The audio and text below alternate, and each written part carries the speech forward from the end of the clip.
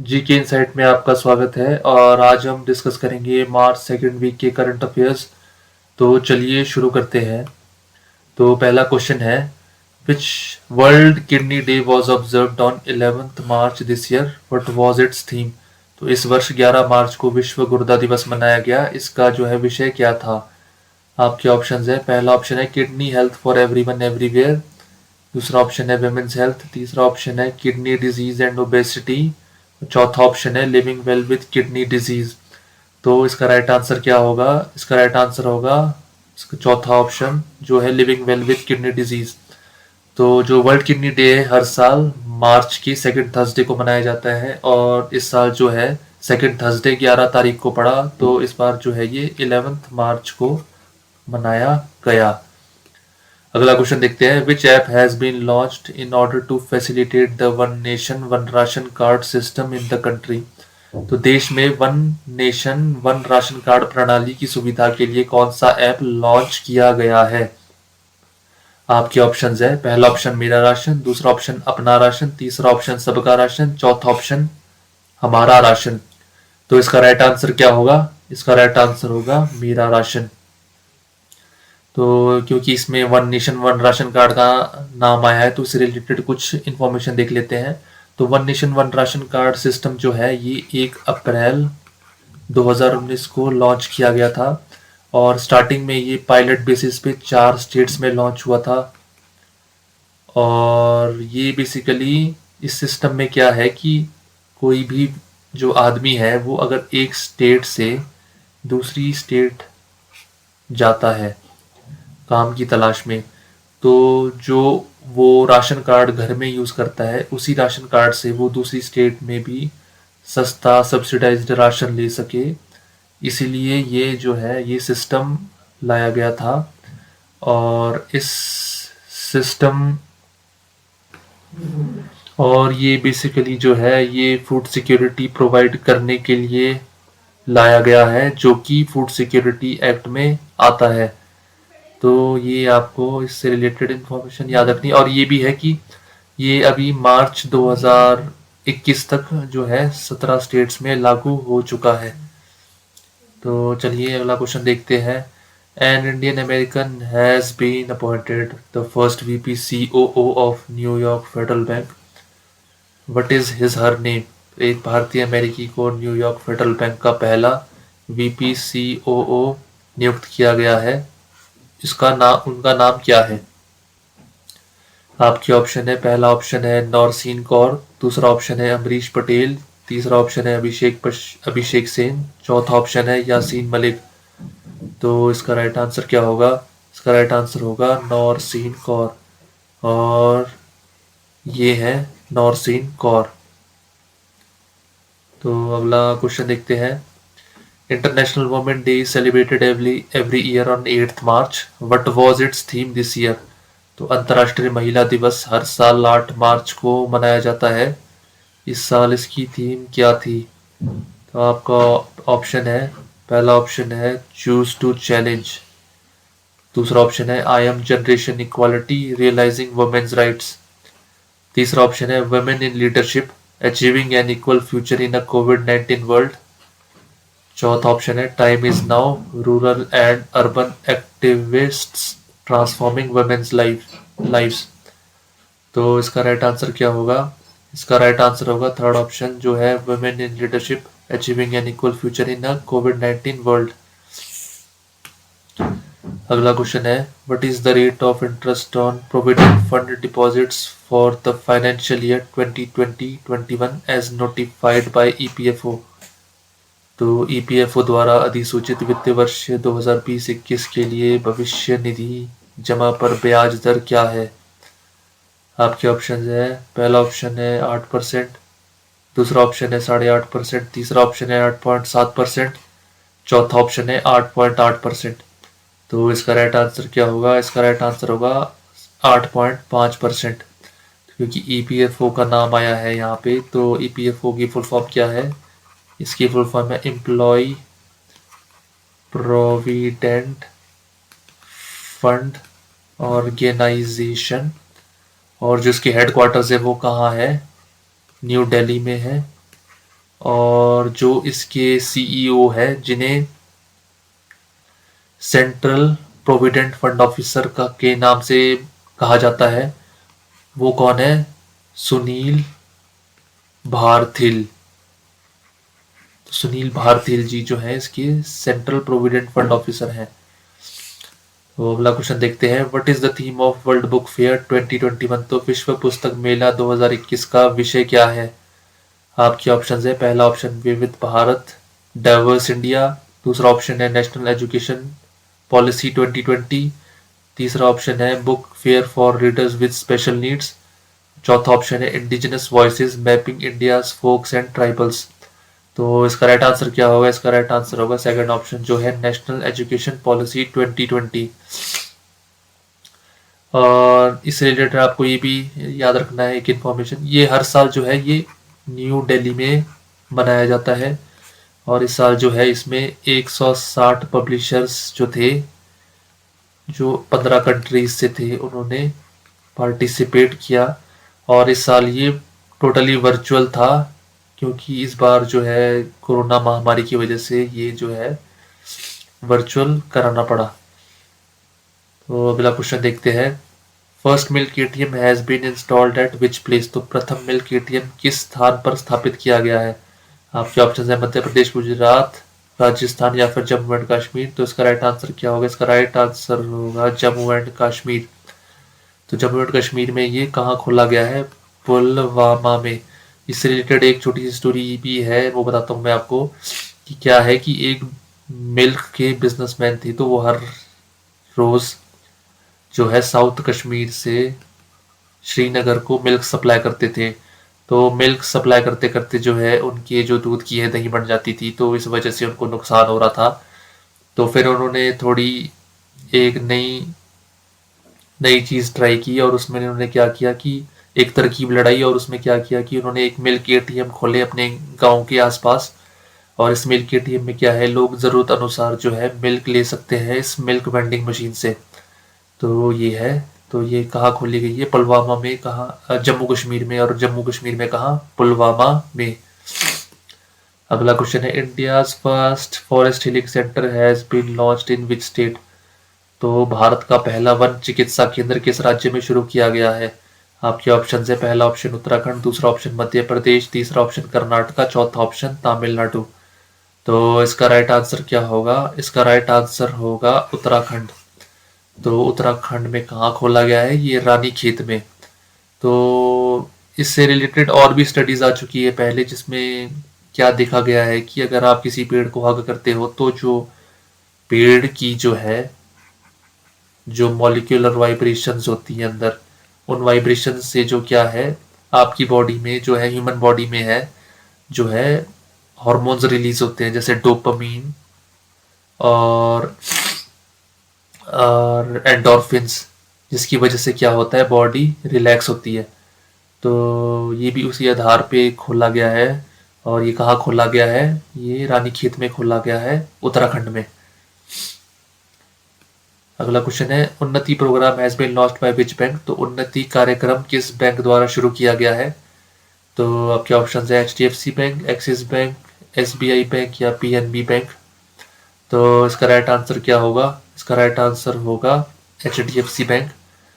HDFC bank में इसमें क्या होगा कि जो सीनियर एम्प्लॉयज़ है HDFC बैंक की, जो महिला एम्प्लॉयज़ हैं, वो जो है बैंक की जो महिला कस्टमर्स है, जो लेडी कस्टमर्स है, उनको वो ट्रेन करेगी और एंटरप्रेन्योरशिप स्किल्स देंगी, ताकि वो अपना खुद का जो है, जो उनको एंटरप्रेन्योरशिप स्किल्स में मदद करेगा। तो ये आपको याद रखना है। और इसमें एक और चीज़ है, क्योंकि HDFC बैंक का नाम आया है, तो ये क्या है, ये वन ये हेडक्वार्टर्स है वो कहाँ है? मुंबई में है। और इसके जो CEO है वो कौन है? जगदीश शशिधरन। शशिधरन जो है वो इसके जो है CEO है। तो ये आपको याद रखना है। तो मैंने भी बताया HDFC क्या है? Domestically systemically important bank.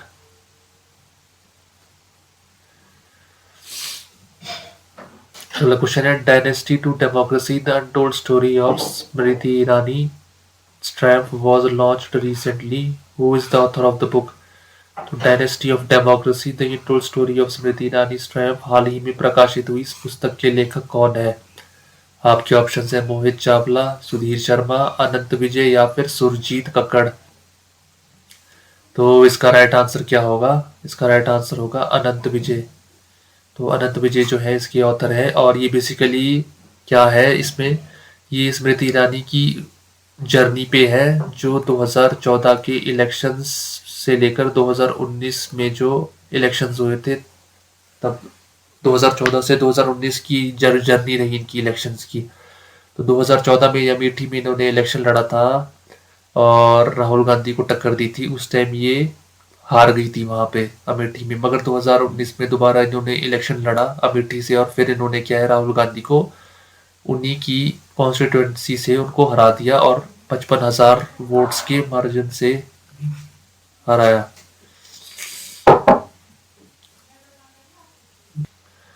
तो उसी पर जो है ये किताब लिखी गई है उस जर्नी पे। तो चलिए अगला क्वेश्चन देखते हैं। अगला अगला क्वेश्चन है who has become the new chief minister of Uttarakhand.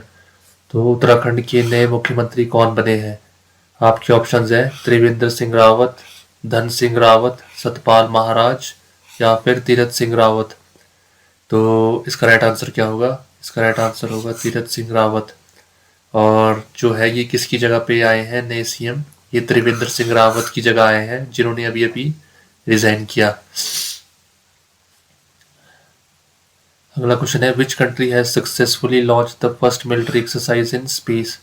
किस देश ने अंतरिक्ष में पहला सैन्य अभ्यास सफलतापूर्वक शुरू किया है? आपके ऑप्शन है ब्रिटेन, जापान, रशिया या फ्रांस। तो इसका राइट आंसर क्या होगा? इसका राइट आंसर होगा फ्रांस। तो बेसिकली इसमें क्या है कि फ्रांस जो भी स्पेस में इनके सैटेलाइट्स हैं उनको स्पेस में, जैसे सैटेलाइट है ये अंतरिक्ष में अर्थ के अराउंड घूमता है, तो इसको जो है जो स्पेस की एक्सटर्नल फोर्सेस है उससे बचाने के लिए जो है ये एक्सरसाइज शुरू की गई थी, और ये फ्रांस ने सफलतापूर्वक शुरू कर ली है। और इसमें इसके साथ और कौन से देश शामिल थे? यूएसए और जर्मनी। ये दो देश भी इसके साथ इसमें शामिल थे, और इस एक्सरसाइज का नाम क्या था? एस्टेरिक्स। तो चलिए अगला क्वेश्चन देखते हैं। PM Narendra Modi inaugurates Maitri Setu between India and which country. तो पीएम नरेंद्र मोदी ने भारत और किस देश के बीच मैत्री सेतु का उद्घाटन किया? आपके ऑप्शन है पहला ऑप्शन है नेपाल, दूसरा ऑप्शन है भूटान, तीसरा ऑप्शन है बांग्लादेश या चौथा ऑप्शन है म्यांमार। तो इसका राइट आंसर क्या होगा? इसका राइट आंसर होगा बांग्लादेश। और ये जो है त्रिपुरा त्रिपुरा डिस्ट्रिक्ट को जो है वो बांग्लादेश से जोड़ेगा। और ये जो ब्रिज है ये लगभग 1.9 किलोमीटर लंबा है। और ये कौन सी नदी पे बना है? ये कौन सी नदी पे बना है? ये बना है फैनी नदी पे, फैनी रिवर पे। और ये जो है त्रिपुरा में सबरोम को जोड़ेगा रामगढ़ जो है बांग्लादेश में। तो ये आपने देखना है। अगला क्वेश्चन है what is the name of third scorpion submarine commission in Indian navy. तो भारतीय नौसेना में कमीशन की गई तीसरी स्कॉर्पियन पनडुब्बी का नाम क्या है? आपके ऑप्शंस है आईएनएस चक्रा, आईएनएस वेला, आईएनएस खानेरी खनेरी या फिर आईएनएस करंज। तो इसका राइट आंसर क्या होगा? इसका राइट आंसर होगा आईएनएस कारंज। तो ये तीसरी स्कॉर्पियन क्लास की सबमरीन है जो इंडियन नेवी में शामिल की गई है। और स्कॉर्पियन क्लास से स्कॉर्पियन सबमरीन का क्या मतलब है? ये बेसिकली एडवांस टेक्नोलॉजी से लैस्ड होती है, और इसमें जो है एडवांस्ड सेंसर्स लगे होते हैं, और इसमें ऐसी टेक्नोलॉजी लगी होती है जिससे कि इसे आसानी से रेडार से डिटेक्ट नहीं किया जा सकता।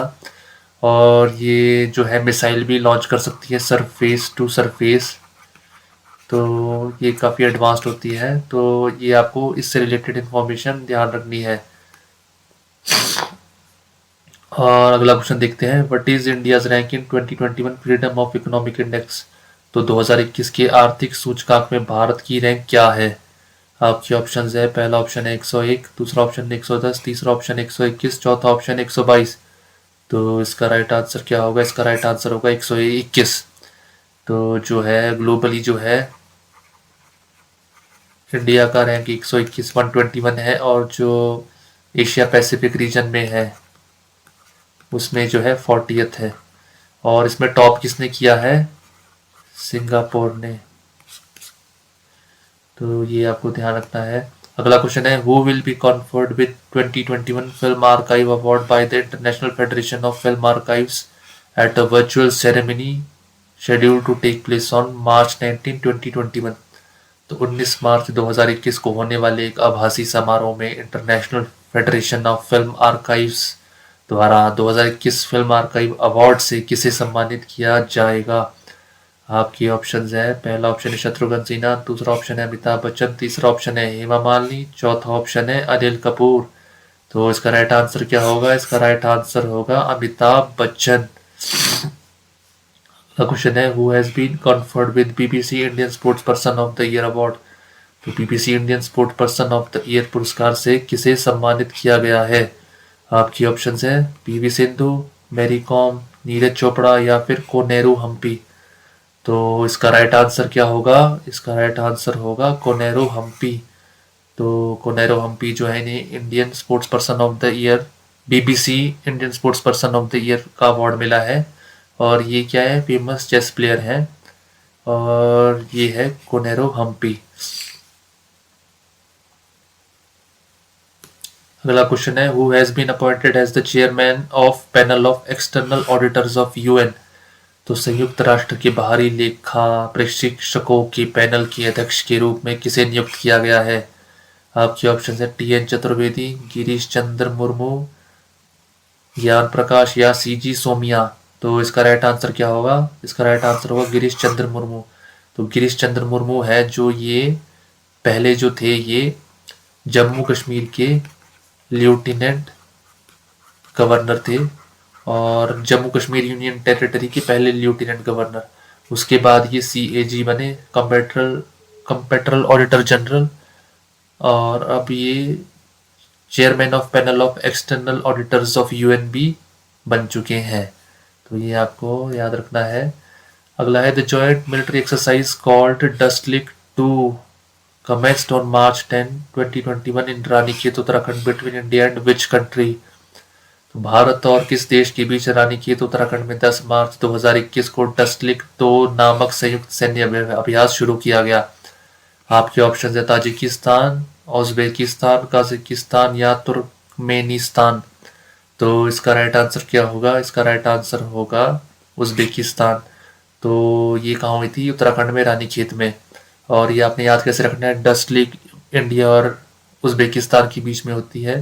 तो ये जो एंड में सेकंड नंबर पे यू है ना, इससे याद रखना है आपने, U for Uzbekistan.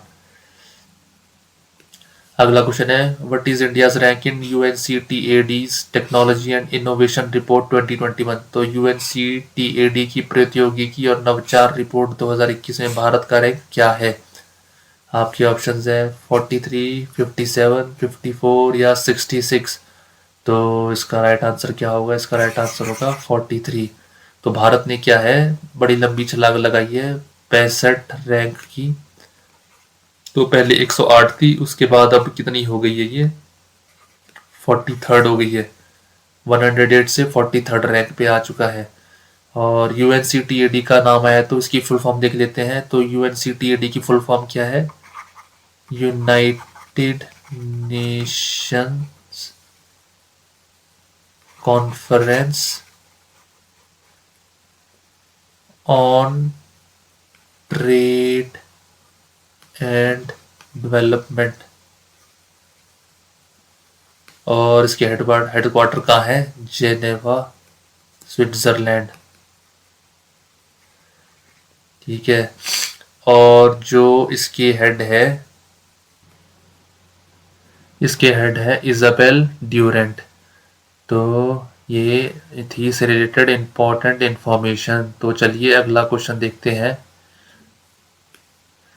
Who has been awarded 2020 Ibrahim prize for achievement in African leadership? तो किस अफ्रीकी नेतृत्व में उपलब्धि के लिए इब्राहिम पुरस्कार से सम्मानित किया गया है? आपके ऑप्शंस हैं मोहम्मदू इसोफू, एंद्री रोजेलिना, योवेरी मुसेवेनी या वेविल राम कैलेवान। तो इसका राइट आंसर क्या होगा? इसका राइट आंसर होगा महमूदू एसोफू, और ये है प्रेसिडेंट है, नाइजर के प्रेसिडेंट है। तो इन्हें ये जो है 2020 इब्राहिम प्राइज मिला है।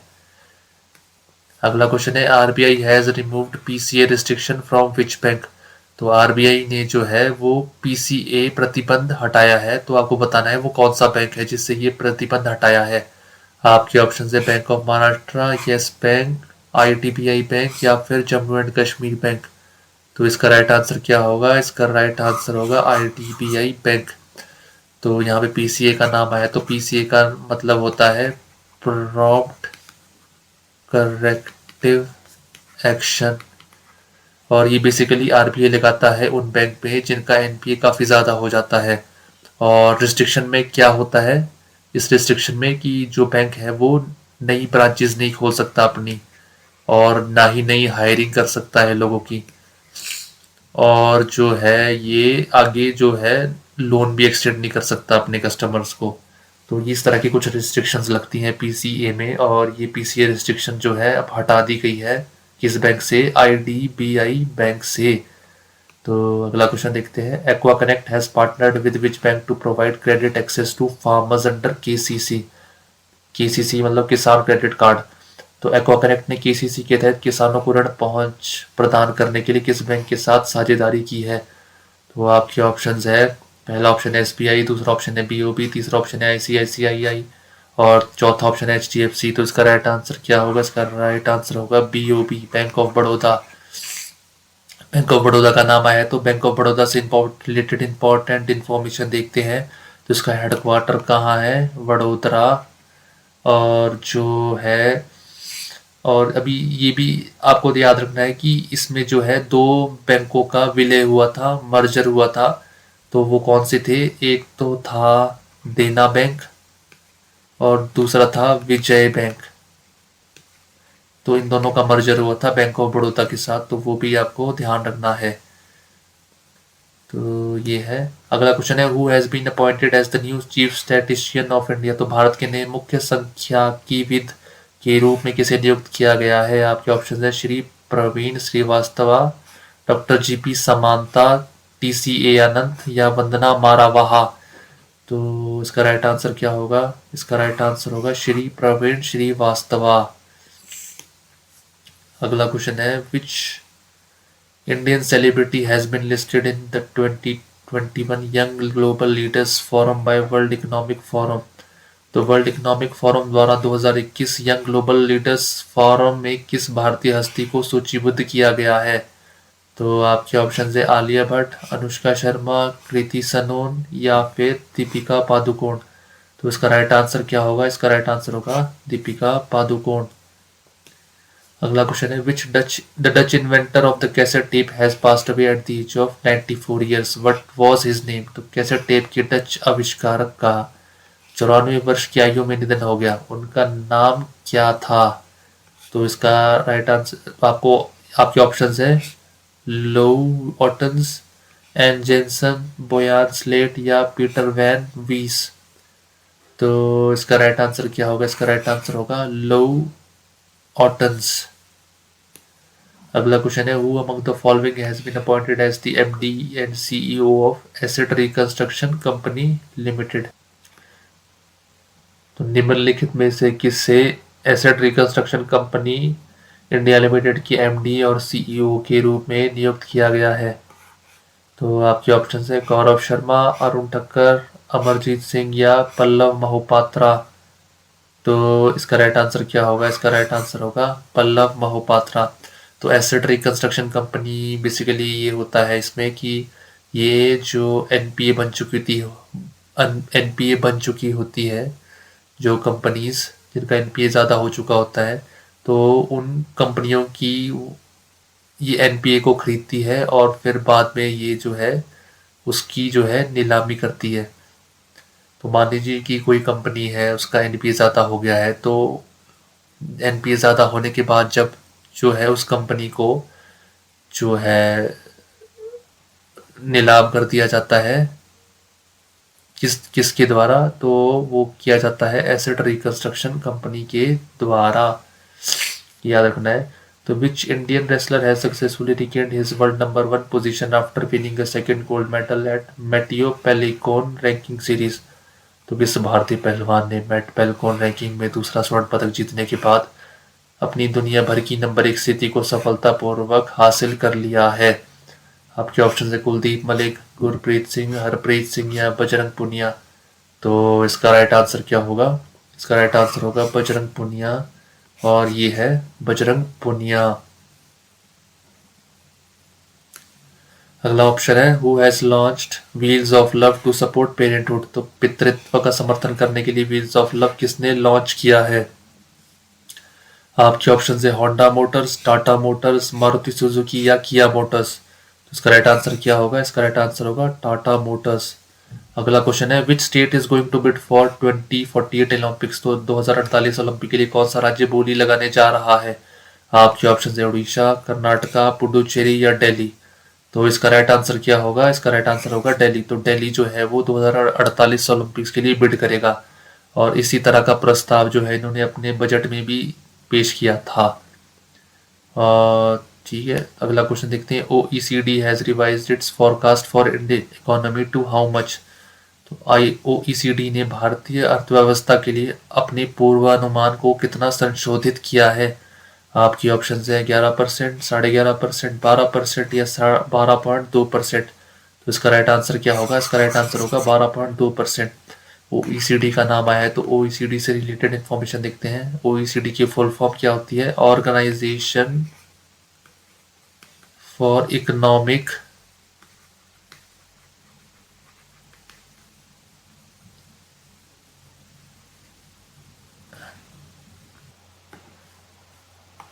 Organisation for economic cooperation and development.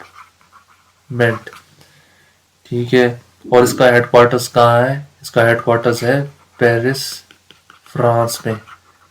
और इसके जो हेड हैं उनका नाम क्या है?